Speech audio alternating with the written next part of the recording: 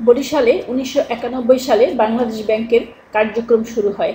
২০০৪ সালে নিজস্ব জমিতে ভবন নির্মাণ শুরু করে তারা। আজ সেই ভবনের আনুষ্ঠানিক উদ্বোধন করলেন ব্যাংকের গভর্নর ডক্টর আতিউর রহমান।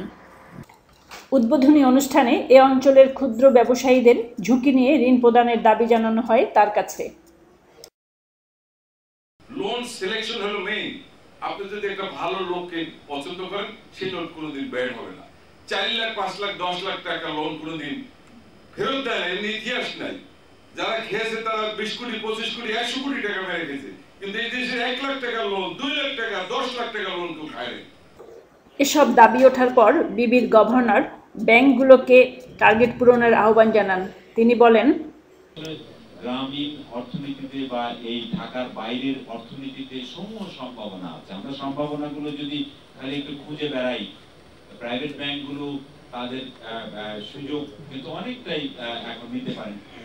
আপনারা বোধহয় জানেন, যারা প্রাইভেট ব্যাংকের এখানে প্রধান আছেন বা রিজনাল হেড আছেন, আপনারা জানেন এবছর কৃষি ঋণের ক্ষেত্রে একটা নতুন নিয়ম করেছি। আপনারা জানেন কিনা জানি না, আপনাদের লোনেবল ফান্ড যেটা, তার 2.5% অন্তত আপনাদেরকে দিতে হবে গ্রামের কৃষকদের বা এসএমই সাধারণ মানুষকে দিতে হবে।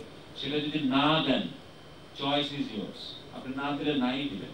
আমি যে কাজটি করব, বছর শেষে হিসেব করে আপনি কত টাকা দিয়েছেন আর টার্গেটের কত টাকা দিতে পারেননি, যেই পরিমাণ আপনি দিতে পারেননি টাকাটা আমি কেটে আমি সেন্ট্রাল ব্যাংকে রেখে দেবো, এবং তার জন্য আপনি ব্যাংক রেটে 5% আমি আপনাকে দেবো,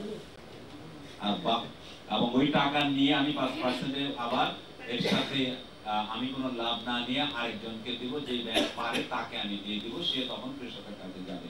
সুতরাং এইভাবে না গিয়ে আপনি 12.5%-এ ডিপোজিট 13% মোবিলাইজ করে যদি আমাকে 5% যেটা দিতে চান দেন, আমার কোনো আপত্তি নেই, কিন্তু আপনারা কিন্তু লস করবেন সেটা মাথায় রেখে আপনারা কাজ করবেন, সেটা আমি আশা করি।